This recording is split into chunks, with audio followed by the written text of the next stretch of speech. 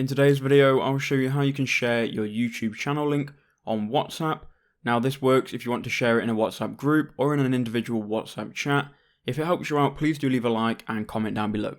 So we're on YouTube right now, we're on the YouTube app, which you need to be on if you want to get your link. Now when you're on the YouTube app, go to the top right hand corner, make sure you're logged in and click on your channel icon. It's then going to bring up this box here and we can now click on your channel. Once you've done that, you should see your channel with all of your videos and all of your uploads. All you need to do now is click on the three dots in the top right hand corner and then click on share.